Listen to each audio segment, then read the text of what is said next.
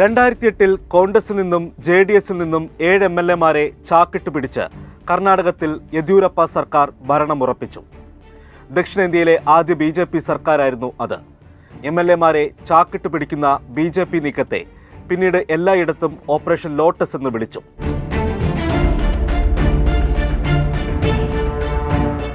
2016 അരുണാചൽ പ്രദേശിലായിരുന്നു മോദി കാലത്തെ ആദ്യ operation lotus.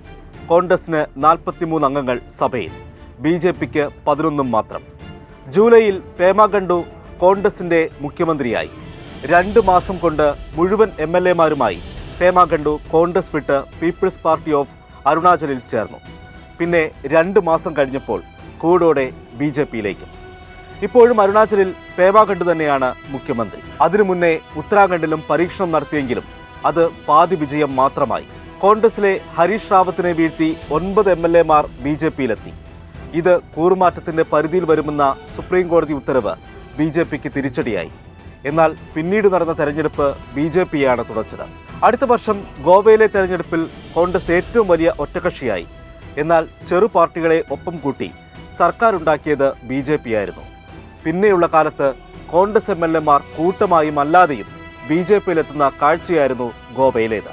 Hindi ഹൃദയഭൂമിയായ മധ്യപ്രദേശിൽ 2018 ഭരണം പിടിച്ച കോൺഗ്രസിന്റെ ആത്മവിശ്വാസത്തിന് അധികം ആയുസ്സുണ്ടായില്ല. 23 പേരുമായി സാക്ഷാൽ ജ്യോതിരാദിത്യ സിന്ധ്യ BJPയിലേക്ക് മാറിയതോടെ കമൽനാഥ് സർക്കാർ വീണു. 2019 മഹാരാഷ്ട്രയിൽ ആർക്കും ഭൂരിപക്ഷം കിട്ടിയില്ല. ഒരു സുപ്രഭാതത്തിൽ ദേവേന്ദ്ര ഫട്നാവിസും അജിത് പവാറും മുഖ്യമന്ത്രിയും ഉപമുഖ്യമന്ത്രിയുമായി സത്യപ്രതിജ്ഞ ചെയ്തു. എന്നാൽ 2 ദിവസത്തിനുള്ളിൽ വിശ്വാസ വോട്ടെടുപ്പിന് തൊട്ടു മുമ്പ് 2 പേരും രാജിവെച്ചു. അജിത് പവാറിനൊപ്പം NCPയിൽ നിന്ന് ആരും പോയില്ല. പിന്നെ കോൺഗ്രസും NCPയും ശിവസേനയും ചേർന്ന് മഹാവികാസ് അഘാഡി സഖ്യമുണ്ടാക്കി. ഉദ്ധവ് താക്കറെ മുഖ്യമന്ത്രിയായി.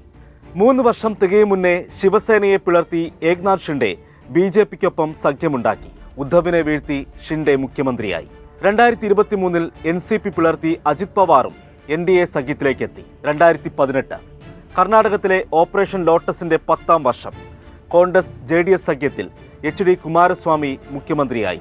തൊട്ടടുത്ത വർഷം ലോക്സഭാ തെരഞ്ഞെടുപ്പിൽ BJP വൻ വിജയം നേടിയതിന് പിന്നാലെ കോൺഗ്രസിലെയും JDSലെയും ഉൾപ്പെടെ 19 പേർ BJPയിലെത്തി. കുമാരസ്വാമി വീണു.